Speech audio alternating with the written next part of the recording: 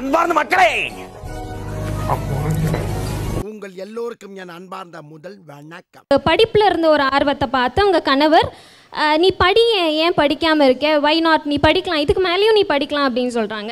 எப்போ 1831 மர்க்கா சொல்லு. 1831 மர்க்கா சொல்லு. 1831 இதுக்கு தான் படிக்கடான்னு அடிச்சுக்கிட்டேன். முட்டா பசங்கடா, அருந்துகிட்ட முண்டங்கடா. முதன்மை உயர்கல்வி நிறுவனங்கள் இடம் கிடைச்சிருக்கு தெரியுமா? 9777 பேருக்கு இடம் கிடைச்சிருக்கு. நீங்களா யாருடா? How do I tell you? அடுத்து நடைபெற இருக்கக்கூடிய 2024 ஆப்ரஹாம் நீங்கன்னா அப்துல் கலாமா 26 தேர்தலில் நிச்சயமா வெற்றி பெற்று திராவிட முன்னேற்ற கழகம் 7வது முறையாக ஆட்சி அமைக்கும். வாய்ப்பில்லை ராஜா, வாய்ப்பு. மக்கள் மத்தியில எப்படி இருக்கு சார்? மக்கள் மத்தியில திமுக ஆட்சி மேல மக்கள் மத்தியில எந்த அளவுக்கு வரவேற்பு இருக்கு சார்? ஊரே ஒண்ணு சேர்ந்து காரி துப்புதுடா. அது நீங்களே சொல்றீங்களா, வெற்றிகரமா 4 வருஷம் முடிச்சிருக்கீங்க, 5ஆம் நடைபெற பேர் சொல்லிருக்கீங்க. உருட்டு நீ உருட்டு. திராவிட மாடல் அரசுனா என்னன்னு சொல்ல மாட்டான். என்னன்னே சொல்ல மாட்டான். திராவிட மாடல் அரசுனா என்ன சொல்ல மாட்டான்டா. அவனுக்கு தெரியாதுடா. அவனுக்கு தெரியாதுடா. அது நம்ம தெரியும் ஏமாந்துக்கிட்டு இருக்கோம்டா. நம்ம ஒரு பக்கம் தாய்மார்கள் எல்லாம் இந்த 1000 ரூபாயும் வரல, வெதைய பென்ஷனும் வரல, காமிச்சா இங்க போங்க அங்க போங்கன்றாங்க. அப்புறம் எதுக்கு சார் நாங்கெல்லாம் ஓட்டு போடணும்? இன்னொரு பக்கம் நம்முடைய இளைஞர்கள் தம்பிமார்கள் எல்லாம் கனிமொழி பங்கேற்ற திமுக பொதுக்கூட்டத்தில் பாதுகாப்பு பணியில் இருந்த பெண் காவலரிடம் 2 இளைஞர்கள் பாலியல் அத்துமீறலில் ஈடுபட்டதாக கூறப்படுகிறது. இதுதான் திராவிட மாடல் அரசு. திராவிட மாடல் உங்க மாடல்ல தூக்கி போட அடிக்க.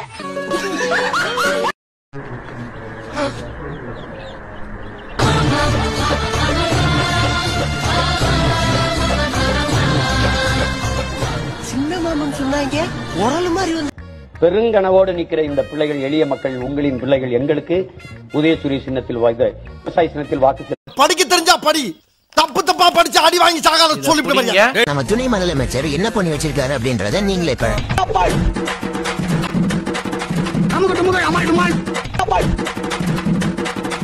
நம்ம குடும்பத்துக்கு இதெல்லாம் தேவையா கோபி? பொம்பளை சோக்கு கேக்குதா கோபி? பொம்பளை சோக்கு, பொம்பளை சோக்கு ஏண்டா ஏண்டா மானம் கெட்ட பல உங்ககிட்ட சார் நீங்க பேசுங்க. மைக் வேலை செய்யலையா? உன் மைக்கு வேலை செய்யலாம், நீ சொருவுறத கரெக்டா சொருவுலன்னு அர்த்தம். வந்து கேபிளை கட் பண்ணிட்டாங்க. ஜெயலலிதா இருந்தா உன் கேபிளையே கட் பண்ணிருக்க நேரம். இருந்தாலும் கடலமுத்து ரொம்ப ஸ்ட்ரிக்ட்பா. சிட்டா இல்லைன்னா உங்க முன்னால எல்லாம் உத்தியோகம் பார்க்க முடியுமா? பாருப்ப வரட்டு. நான் சீமானந்தன் கூட 2010 இருந்து பயணிக்கிறேன். அண்ணனை பல வடிவங்கள்ல பாத்திருக்கேன். ஆனா சமீபத்துல பாக்குற செந்தமிழன் சீமான் வேற ஆளு. பெரிய சோழர் பரம்பரை. இவர் ராஜராஜ சோழன், அவர் ராஜேந்திர சோழன். தஞ்சாவூருக்கே இவங்க 2 பேரும் தான் வாரிசு. இந்த பெருச்சாளி கண்ணுக்கே தெரியாது. இது கண்ணுக்கு அழகா? என்னை பொறுத்த வரைக்கும் என் குடும்பத்தை நேசிக்கிறத விட என்னுடைய மாவட்ட மக்கள், என்னுடைய தொகுதி மக்களை நான் ரொம்ப அளவுக்கு அதிகமா நேசிக்கக்கூடியவன். ரொம்ப அளவுக்கு அதிகமா அவங்களுக்கு உண்மையா இருக்குன்னு நான் நினைக்கக்கூடியவன். அடங்கப்பா, இது உலக நடிப்புடா சாமி.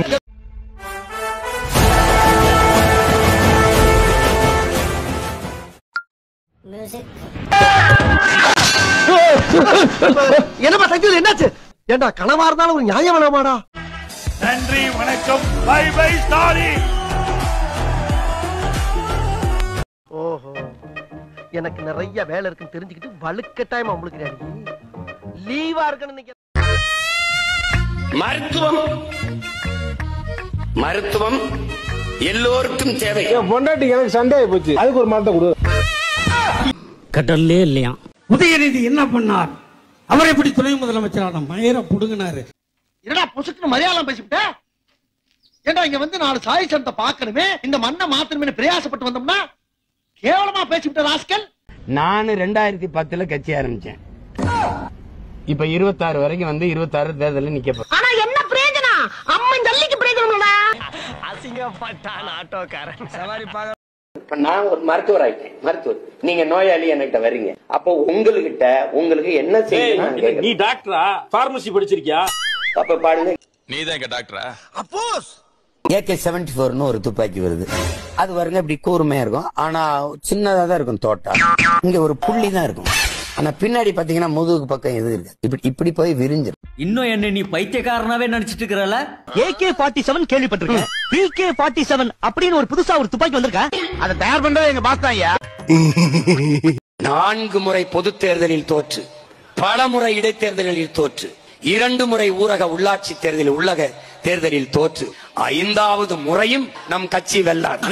அரசியல் எல்லாம் தாங்கி தானே ஆகணும். உங்களால தாங்க முடியல கட்சியில கல்லுங்க கல்கோரி வேலைக்கு போயிடலாம். பேட்டரியில ஓடக்கூடிய சைக்கிளை மிதிச்சு ஓட்டின ஒரே ஆளு நம்ம அப்பா தான். எடுத்த நாள் முதல் இந்த நாள் வரை வண்டியை விடவில்லை, வாடகை தரவில்லை.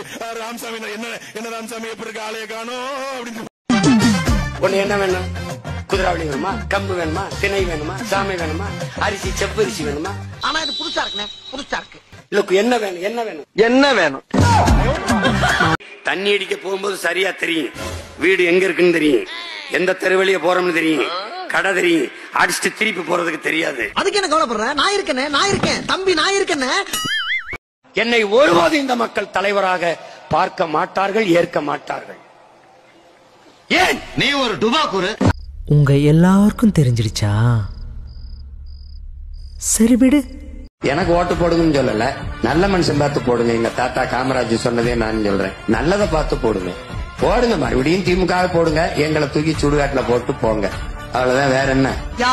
நீ உண்மையிலேயே பெரிய தியாகியா, தியாகி. உன் சமாதியில உனக்கு கோயிலே கட்டிருக்கிற ராசா, நீ போயிட்டு வா. 1000 கோடி கொட்டு, 5000 கோடி கொட்டு வாங்கிக்கிட்டு எனக்கு தான் போடுவான் ஓட்டு. எப்படி பைத்தியமா ரொம்ப நேரம் நல்லா பேசிக்கிட்டாலையா?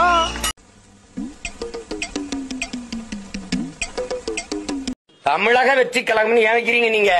உலக வெற்றி கழகம், அகில உலக வெற்றி கழகம் முடிஞ்சு போச்சு. யாரோ கேள்வி கேட்டா சொல்லு. காமெடி வேண்டாம், நான் சொல்லிட்டேன். நானு காமெடி பண்ணாதன்னு சொல்லிட்டேன் நானு. நீ ஓட்டு போடு, ரெட்டலைக்கு போடு, நீ உதயசூரியனுக்கு போடு, எங்களை எல்லாம் தூக்கி சுடுகாட்டுல போடு. அப்படியா? சரி, பாதி எப்படா வரும்? 4 மணிக்கு வரும். அது வரை செத்த ஓரமா படுத்துக்கிறேன். தாத்தா காமராஜர் இருந்திருக்கு, அதிகமா அழுதது அண்ணாதுரைம்பாங்க. லூசியா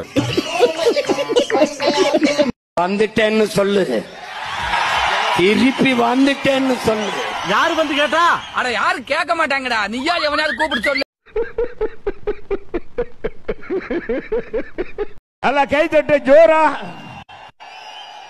நல்லா கைத்தட்டு. இப்பொழுது அவரை உரை நிகழ்த்துவார். எல்லாம் அமைதியா கேட்கணும். விசில் அடிக்கும் போது விசில் அடிக்கணும், கை தட்டும் போது கை தட்டணும். என்னடா கேபிள் கனெக்ஷன் மாதிரி கேட்டு வாங்குறான். சரி ஓகே விடு. முருகா விட்டாரா, எடுத்து விட்டேன்னு வச்சுக்க, மொட்டை மண்டை பொழந்துரும். மனுஷிக்கு முருகா கோபப்படாது. நான்லாம் எங்க ஊர்ல சிமிலி விளக்குல மண்ணெண்ணெய் விளக்குல படிச்சவன். ஒழுங்கா கரண்ட் பில் கட்டிருக்கணும், அந்த காசு எடுத்துன்னு போய் குடிச்சிட்டு வந்திருப்ப. டேய், இவன் வேற என்னை ரொம்ப டார்ச்சர் பண்றான்டா. உலகத்துல கல்லு கடை கல்லூரி வாசல்ல திறந்தது எங்க கல்லூரியில தான். அப்படிங்களா? ரொம்ப சந்தோஷம். புறப்படலாங்களா? 10 நாளைக்கு நீ தொடர்ந்து ஒரு கல்ல குடிச்சது தோல் மினுமினுப்பாய் நானே சீமான வெள்ளக்கார மாதிரி ஆயிடுவேன். இவனுக்கு ஒரு சீட் எடுத்து பாருங்க ஐயா, வெறும் பொய்யா சொல்லிக்கிட்டு தெரியலாம். 80,000 வீடு இருக்கும், நமக்கு ஒரு தொகுதியில 80,000 85,000 ஓட்டு கிடைச்சிருங்க. ஒழுங்கா பேசதும் புரியல. எவ்வளவு பேருக்கு இன்னைக்கு வழங்க போறோம் தெரியுமா? இந்த மாவட்டத்தை பொறுத்த வரைக்கும் 63,124,000 பேருக்கு. புரிஞ்சதா? தலைநகர்ல இருந்து வந்திருக்கீங்க. எதுக்காக வந்திருக்கீங்க? மீட்டிங் வந்தீங்களா? மீட்டிங் முடிஞ்சா? முடிஞ்சிச்சு. மீட்டிங் என்ன பேசுனாங்க? என்னமா பேசுனாங்க? அதெல்லாம் நாங்க கவலையே படுறது இல்லைங்க. பேட்டா வாங்கணுமா, பெட்ஷீட் வாங்கணுமா அப்படியே போயிட்டே இருப்பாங்க. எத்தனை வருஷமா திமுக இருக்கீங்க? இல்ல நான் திமுக இல்ல, எந்த கட்சியிலயும் நான் இல்ல. திமுக துண்டு போட்டுறீங்க. அப்புறம் அத சும்மா குத்தாங்க தோல் மாலை வாங்கி போட்டுங்கண்ணே.